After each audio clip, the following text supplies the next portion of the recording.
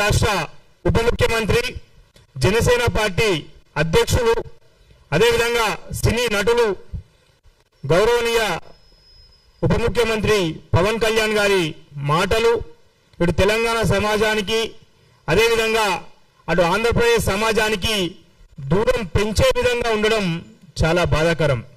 ఎందుకంటే అంత పెద్ద ఉద్యమంలో కూడా మనందరం కోరుకున్నది ఒకటే, ఆనందంగా విడిపోదాం, అన్నదమ్ములుగా జీవిద్దామన్నాం. కానీ కక్షలు, అదేవిధంగా యుద్ధాలు, పనికిమాలిన మాటలు అనే నినాదంతో విధానంతో మనం పోలే. ఎవరిల్లు వారు బాగుపరుచుకుందాం, తెలుగు రాష్ట్రంలో తెలుగు ప్రజలుగా రెండు రాష్ట్రాలు కూడా అభివృద్ధి చెందాలి, తెలుగు ప్రజల కీర్తి దేశంలో ముందుకు పోవాలి అనే భావనతోని తెలంగాణ ప్రజలు ఉన్నారు. అయినప్పటికీ ఉప ముఖ్యమంత్రి వర్యులు తెలంగాణ ఫార్మేషన్ డే రోజే, అంటే తెలంగాణ ఏదైతే మనందరం ఆత్మగౌరవంగా భావించామో, మన కళ నిజమైన రోజుగా మనందరం ఆనందపడ్డామో, ఆ రోజే ఇక్కడ సభ పెట్టడం, దాని వెనుక ఉన్న అంతరాయం ఏందన్నది ఇప్పటికి కూడా గౌరవనీయ ఉప ముఖ్యమంత్రి పవన్ కళ్యాణ్ గారు చెప్పకపోవడం బాధాకరం. ఎందుకంటే వారి పార్టీ సభ్యులు ఏదో జెండాలు పట్టుకొని కార్యకర్తలు ఇష్టానుసారంగా మాట్లాడటమో, లేకపోతే తెలంగాణ సమాజంలో కొంతమంది వ్యక్తులపైన దుర్భాషలు ఆడమో అది పద్ధతి కాదు అని చెప్పి తెలియజేస్తున్నాం. ఎందుకంటే మీ అంతరాయం ఏమున్నది? జూన్ 6 ఎందుకు పెట్టుకోవాలి? ఇప్పుడు వారమైనాక పెట్టుకో, ఓ నెల అయినాక పెట్టుకో. అదన్నీ వదిలేసి కక్షపూర్త రాజకీయాలు చేయడం, ఇక్కడ విద్వేషాలు రెచ్చగొట్టడం వెనుక మీ అంతరాయం ఏందో ఖచ్చితంగా అదేవిధంగా ఉప ముఖ్యమంత్రి గారు చెప్పాలి. అదేవిధంగా అనేక సందర్భాల్లో ఆయన ఒక మాట చెప్తుంటాడు. అనేక సందర్భాల్లో కొన్ని సినిమా పంచు డైలాగ్ కూడా గౌరవ ఉప ముఖ్యమంత్రి గారు చెప్తుంటారు. నేను సమస్యలు తగ్గించేలా ఉంటా, సమస్య పొరుగు చెయ్య. నేను సైలెన్స్ గా ఉండొచ్చు, కానీ అన్యాయం జరిగితే వైలెంట్ గా మారుతా అంటాడు. అన్నిసార్లు మోడీని కలిస్తుంది, రాష్ట్రం అగ్గికుండా పోయింది, సకల జనులు బంద్ చేస్తుంది, సీనన్న గారి నేతృత్వంలో 42% రిజర్వేషన్ల మీద యుద్ధం చేస్తుంది. ప్రధాని నరేంద్ర మోడీ గారు మీ ఇంటికి వచ్చినప్పుడు గన్నిసార్లు హామీ ఒక్కసారి మా తెలంగాణ ప్రజల యొక్క కుల సర్వే జరిగింది, 42% రిజర్వేషన్లు మనం ఇవ్వాలి, ఇక్కడ హామీ ఇచ్చారు, ఎందుకు నరేంద్ర మోడీ గారు అని అడిగే ఎందుకు లేదో పవన్ కళ్యాణ్ గారు సమాధానం చెప్పాలి.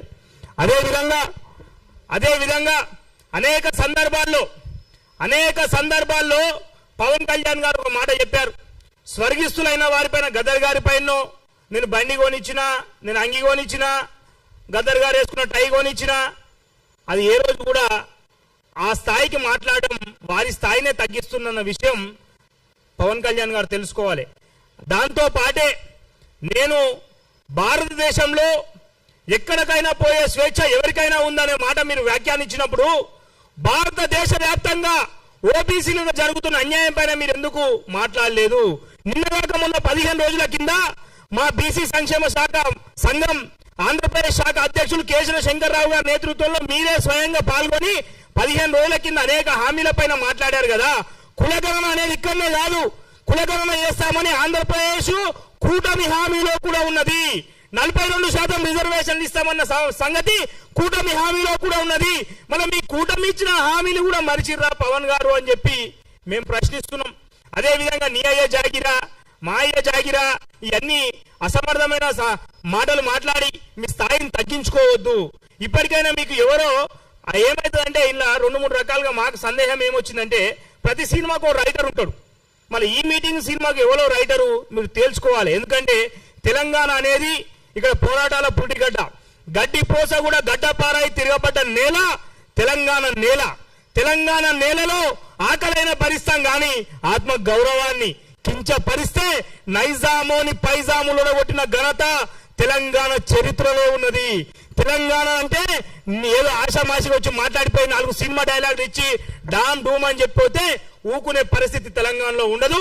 ఖచ్చితంగా అవసరమైతే పవన్ కళ్యాణ్ గారు ఆంధ్రప్రదేశ్ లో వెంబడే రాజీనామా చేసి అక్కడ ఎమ్మెల్యే పదవికి, ఉప ముఖ్యమంత్రి పదవికి రాజీనామా చేసి దయచేసి మీరు తెలంగాణ రాజకీయం చేయండి, తెలంగాణలో పోటీ చేసి గెలవండి. మాకు అభ్యంతరం లేదు, మేము స్వాగతిస్తున్నాం. బీసీ సంఘాలుగా, విద్యార్థి సంఘం జాతీయ అధ్యక్షుడిగా విక్రమ్ గౌడ్ గా నేను చెప్తున్నా, అయ్యా దయచేసి ఉప ముఖ్యమంత్రిగా రాజీనామా చేయి, ఎమ్మెల్యేకు రాజీనామా చేయి, ఖచ్చితంగా తెలంగాణలోనే రాజకీయం చేయి. నువ్వు అంటున్నావు కదా, పదవుల మీద ఆశ లేదు, కుర్చీలంటే ఆశ లేదు. ఆశయం కోసం వచ్చిన నీ ఆశయం ఎటుపోయింది? నువ్వు ఆ రోజు ఎలక్షన్ హామీలో మాట్లాడిన ఆశయాలు ఎటుపోయినాయి?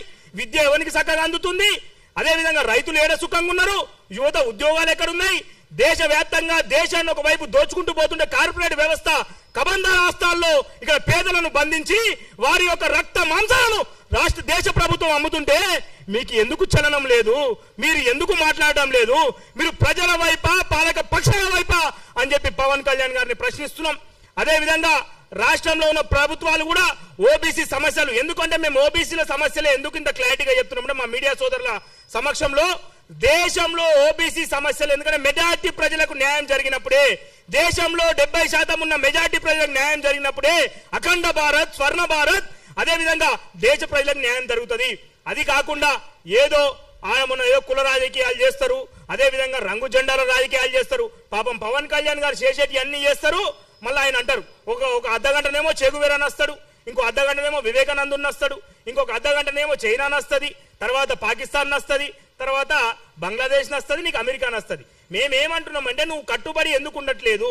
మీరు హామీలు ఇచ్చిన ఏదైతే కూటమి హామీలు ఉన్నాయో, నేను ఈ బషీర్బాగ్ ప్రెస్ ద్వారా మా ప్రింట్ అండ్ ఎలక్ట్రానిక్ మీడియా సోదరుల సాక్షిగా నేను అడుగుతున్న పవన్ కళ్యాణ్ గారిని, మీ కూటమి ఇచ్చిన హామీలను మీరు పట్టుకొని మీరు రేపు ఖచ్చితంగా అమరావతిలో చదివి ఇగో ఇవి నేను చేసినా ఇవి నేను చేయలేని, ఎందుకంటే మీ ప్రభుత్వం వచ్చి గిన్ని రోజులు అవుతుంది కదా, మీరు ఎందుకు కాంప్రమైజ్ అవుతున్నారు?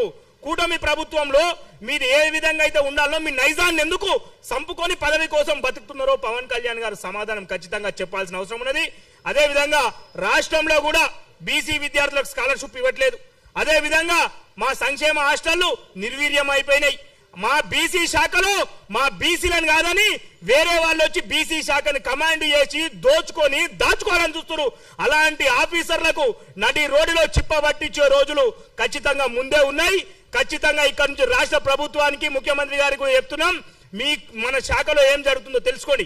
మా పొన్నం ప్రభాకర్ అన్న చెప్తున్నాం, మన శాఖలో అవినీతి జరుగుతుంది, లంచగొనితనం పెరిగింది, వచ్చిన అధికారులు దాచుకొని పిల్లలకు పెట్టే గుడ్లు అన్నం అన్ని తింటున్నారు. కాబట్టి ఖచ్చితంగా మీరు మన శాఖని ఎంబడే మీరు సీరియస్ గా తీసుకొని పొన్నం ప్రభాకర్ అన్న, మీరు వాటిని అవినీతిని మాత్రం చేయకపోతే రాబోయే రోజుల్లో యుద్ధం చేస్తాం.